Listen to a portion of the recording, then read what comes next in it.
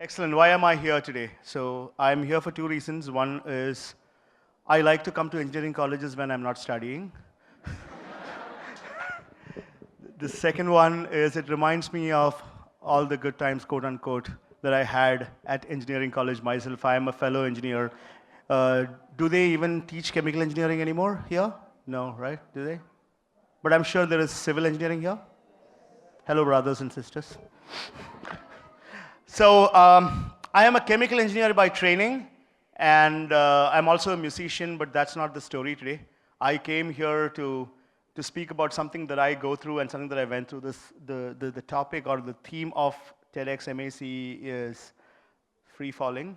I sort of like it because I have been free falling for a very long time right now, and hopefully the view is nice down there.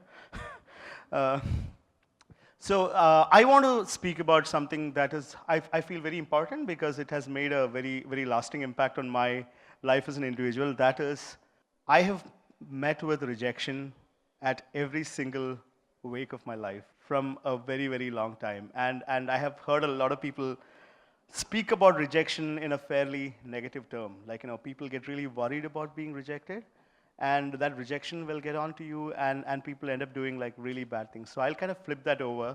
I'm 37 years old right now, maybe it doesn't matter anymore, but I kind of very fondly look back at every single rejection that I have gone through. I want to take you through that. Some of them are like hilariously funny, and some of them are probably relatable also. So let's just go back a little while. So I grew up in this small village in Kerala called Shornur in Palakkad district. Anybody from Palakkad here? Okay. Oh, wow, okay. So the whole point is I went to a Malayalam medium school. That is the most metal thing you can do in 90s, because anybody that speaks English inherently is your enemy. If anybody that can actually speak in English when you're in a Malayalam medium school is a guy, he's a class enemy. You need to show him down. So I spent 16 years of my life believing that that's the right thing to do. Then I go to study my pre-degree where I went to Trivandrum. So Trivandrum, it's like, somebody will actually get out of their home like, okay, bye, I see you, thank you. Hi, Andorra.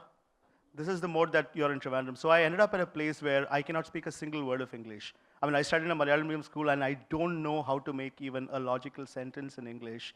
And I realized I am not going to have any cool guys to hang out with. Like, I'm just not going to be part of a social order that requires you to be. The word we used to use is Django. I don't know if that word still works. The word is like a Django Payan is a guy that can speak in English and actually can like kind of do. So when you are actually crossing over from your 16th to 17th, and I went to an all boys school, mind you. So my real chance of asking a girl what time it is was as low as actually finding a UFO. So my social skills were from the abyss. Like, I was completely socially awkward. Not that things have changed all this while, maybe it has a little, but I largely remain in the same space. So the first point of rejection that I met after spending 16 years in a cocoon in a small village where it is okay, there's nothing to prove. In a place like Shornur, everybody's your friend. Everybody knows everybody. Everybody knows your dad. Everybody knows pretty much what you're doing in that day. Like, there's no cell phones back in the day, but my mom would know what I'm doing after school even before like cellular technology can do that. Like, it's almost like the fishman heard me walking through that road, and then he will tell the paperman, and the paperman will tell the postman, and the postman will tell the electrician, and the electrician will tell the friendly neighborhood auntie, and that auntie will tell my mom. So it was that effective. So let's go back. So the first point I realized is that, hey, I need to learn to speak English. So learning to speak English, easier said than done. You just don't learn to speak English, because you always find people like you who still think that people that speak English is the class enemy. So I made friends with them and learned nothing. And I finished my entire pre-degree continuing to not being able to make a single logical sentence in English. I gave the engineering entrance examination not because I wanted to, because I didn't know better. I want to see hands go up here. How many of us did that back when we were 16?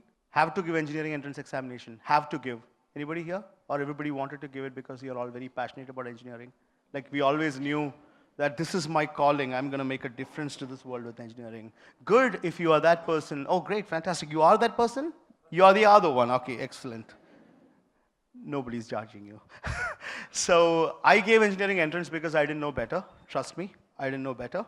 Luckily, fortunately, whatever that is, I did qualify a few entrances and ended up in an engineering college, which is where my second level of rejections begin. So there, it is funny. I went to this college called BITS Pilani, Bilan Institute of Technology and Science, Rajasthan. Friends, I just went there. Let us not, I have not delved into the nitty-gritties of what I did there, which we'll come to in a bit. Right, all right. So I went there and I went on and took this discipline called chemical engineering. Luckily, there is nobody to empathize with me as to what that means to be a chemical engineer in BITS Pilani. So a short answer would be, you will know where you stand in the overall pecking order of social spectrum in engineering in your third year, when all of us kind of divide ourselves into our own respective engineering courses. Is that true even today? Third year is when the true calling kind of hits you, right? Like, you will know where you belong in your overall economic social strata equivalent of engineering. So the computer science and electronics guys, I still remember very vividly, would actually come out of the microprocessor and their data structures lab to stretch their body, while I am literally mixing a bucket full of kumayam, calcium carbonate. And for good or bad, chemical engineering makes you do weird stuff. So one experiment I did, it has scarred me so much that I tell that to my 5.5-year daughter who doesn't know what I'm talking about, but still. There is an experiment that I did where you had to take a kettle. Kettle, everybody understands? Kettle. You have to pour water into the kettle. Everybody understands that? Yeah. And you need to light it from the bottom. Everybody understands that? And then you wait. Logically, you know what happens? The water evaporates. Fantastic. You guys. Exactly. The water evaporates. I literally said, oh my God, that's so cool. It stood there, water evaporated. I had to do a calculation to prove that the water evaporated. which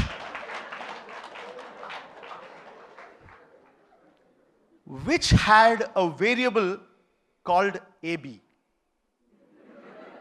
You know why? The whole of English alphabets, Greek alphabets, Roman numerals were already in use in that formula. So for the additional one,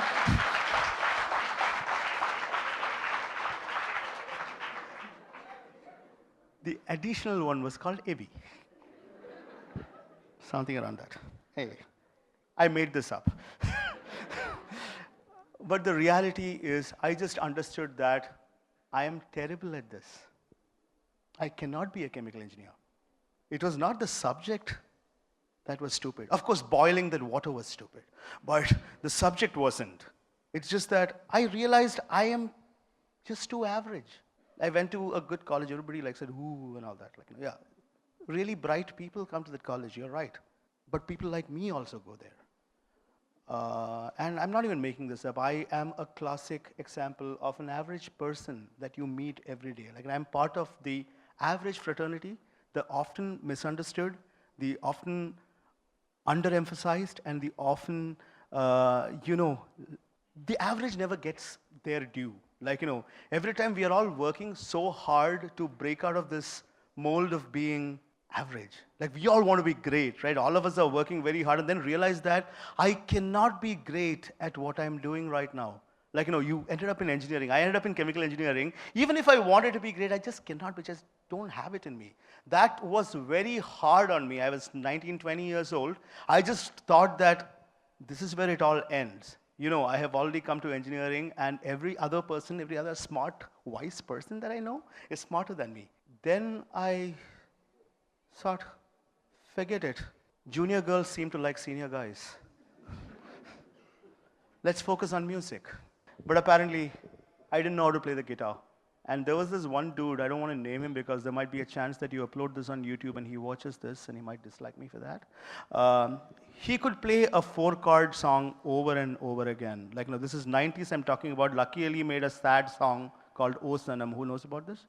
There's a song called O Sanam. Just go look it up. You guys are too young for it. And if you knew that song, I'll be judging you. So So go ahead, look at that song. It is the easiest song in the world. And that guy was the most popular guy on campus because he played that song over and over and over. That has got exactly 4 chords. And like, even like a Turing test passing robot can play those 4 chords better than him. So I thought, maybe this guy is terrible. And naturally, I'm better than him, right? So when somebody is terrible, the first thing that comes to you is like, oh, here is an opportunity to do better than that guy. So I said, okay, I can sing. But what can I sing? I can sing carnatic music. Not even your neighbor's aunt's cat is impressed by carnatic music. Yes, aunts. It is that thing where your aunties go to gossip. It is that event where in Chennai people go to flaunt their newly owned traditional Indian costumes. It is not where cool kids hang out.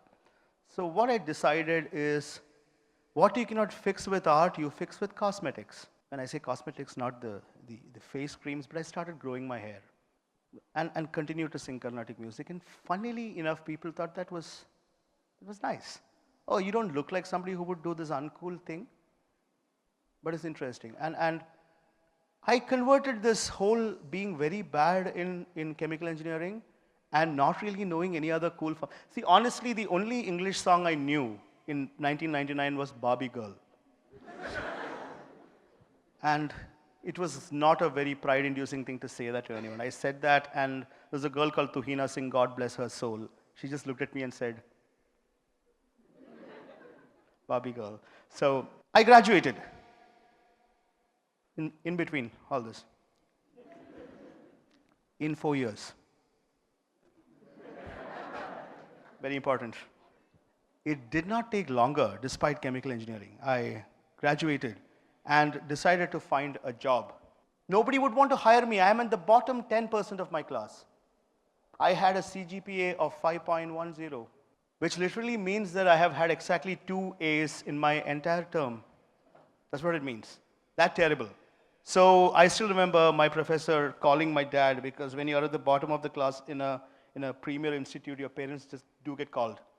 So I remember Professor Mithil telling my dad, your son won't necessarily amount to anything. You might ask him to probably do something which is up his alley by join him in some humanities course or something, maybe he'll figure it out. And at that point in time, my primary aspiration was to work for 2 companies because I'm very driven by money. Anybody that pays me money, I'm very happy to take it. I'm very motivated by money. So Cisco and Adobe were 2 companies that gave people a lot of money. And both these companies actually wanted a CGPA of 9. If I put my 2 semester CGPAs together also, it wouldn't amount to 9. So I said, what the hell? Not happening. Infosys hired me, by the way. But anyway, I went to Bangalore without a job. Of course, with Infosys, but got deferred by 8 months because somebody brought down a building in the US. I decided to start up with 5 of my seniors. I thought I've arrived. After all this while, people telling me that I won't amount to anything. And as luck could have it, that startup meant nothing either. Nobody wanted what we were building. I left that and I started focusing on doing 2 things. I wanted food, I wanted money, and I wanted social propriety. All of us over here want that. So what I did is I started doing evening stand-up at a bar called Pico's. All I used to do was go to a bar desk and crack some stupid jokes at people. They would buy me beer and get me dinner, and I go back. While doing that, I understood I can actually sell, that I could be a salesman. Cut to 2007, I started leading sales for a large component of Adobe's Flash offerings, a company that wouldn't hire me back in college, so not bad. So a company that wouldn't even let me sit for their pre-placement talk actually agreed to hire me, albeit 4 years later, so not bad. So, and followed by that, I continued growing my hair, and my band took off in 2010. It actually took off in 2007, but to where I do not know, because we played exactly 3 shows after that till 2010. One was my keyboardist's son's birthday. Other one was his daughter's birthday. Third one was my birthday. In 2010, but things changed, and I play for a band called Agam. Some of you might have heard our music, but 2010, my band took off to much fanfare by all clubs saying this music is never going to work. Never. And they said nobody's going to listen to it. Cut to 2017, we have played all major festivals in this country and abroad, and Coke Studio, and we're considered one of the pioneering sounds in... I did not know how to do a simple infix program. Basic data structures knowledge is what you require to work for any company that works in the space of computer science. So naturally, I did not know that back in the day, in 2002 when I graduated. If I had thought that that rejection would cost me my own career of not focusing on things that I can potentially be good at. So one thing I'm trying to say is like I have remained average, okay? Nothing happened to me. Like, one thunderbolt did not strike me and open my sixth sense or something. I remain super average. But if it is that is any encouraging for you, I work for Google right now. It's completely all right if you do not know what infix is at this moment. Just keep pushing. The point that I'm trying to make over here is like, when I'm standing and talking to you over here, that you considered me worthy of coming and talking over here, please feel equally as happy if you have ever considered yourself an average person. If you have ever thought that I am not necessarily on the top of the class, I don't specifically bring any great talent to the table, I'm not doing it, don't worry, it's okay. There's a lot of space for you and I in this world. Like the super fancy, fantastic guys are actually building electric cars or self-driving cars or probably changing the world. There are a lot of people that are required to run the world. So never ever be disappointed that you're an average person. A lot of people might come back and tell you that you're average, you're not going to amount to anything. Your parents might say that. Somebody at your neighbor, screw the neighbors, don't bother about them. But be very sure that it's all right. I just came here to tell that it's all right because I continue to be a very average person. To the guys specifically here, it is okay. You might be wondering, like, what happens if I'm an average person and the women who are wondering, already it is a very male-centric society. If I'm an average person, am I going to... All those problems exist. I'm not trying to say that these problems do not exist, but what I'm trying to say is just keep yourself focused on what you want to do, and it is completely okay to be an average person as long as you don't become a mediocre person. I will let you look up the difference between being average and being mediocre. As long as you are not mediocre, it's okay being average, and it's going to be all right. And if you wanted ever one reference, a half reference of somebody who has done okay, that would be me. Thank you so much.